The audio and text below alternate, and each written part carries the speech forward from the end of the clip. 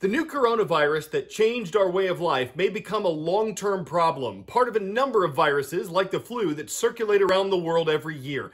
That's the word from an official with the World Health Organization who says he doesn't think anyone can predict when or if the disease will disappear.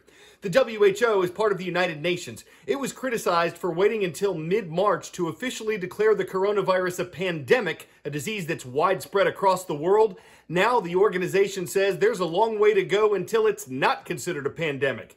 The shutdowns and closures related to the disease are increasingly being lifted, and there's hope in the efforts being made around the world to find ways to treat, cure, and prevent the disease.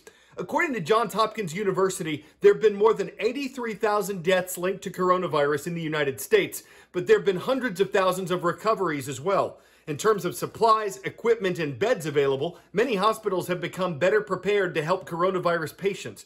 But just as their numbers aren't spread evenly across the country, state plans differ as well. World Health Organization is warning that COVID-19 may never go away and people just have to learn to live with the virus. The WHO draws comparisons with HIV, which the world has learned to manage. An antibody test to find out whether people have been infected with the coronavirus has been approved by health officials in England. The blood test checks if someone has already had the virus and might now have some immunity. This is AP News Minute. An immunologist is prepared to warn Congress that the coronavirus pandemic could get much worse without a coordinated national response. Dr. Rick Bright says he lost his job after warning the Trump administration to prepare for the pandemic.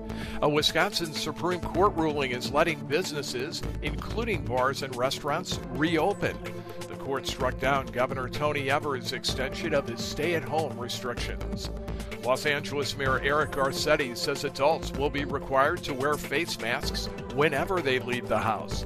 LA opened its beaches Wednesday, even as officials said stay-at-home orders could remain for months.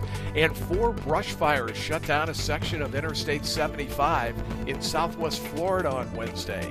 Authorities say one of the fires threatened about 30 homes. Some voluntary evacuations were reported. Mike Hempen, the Associated Press, with AP News Minute.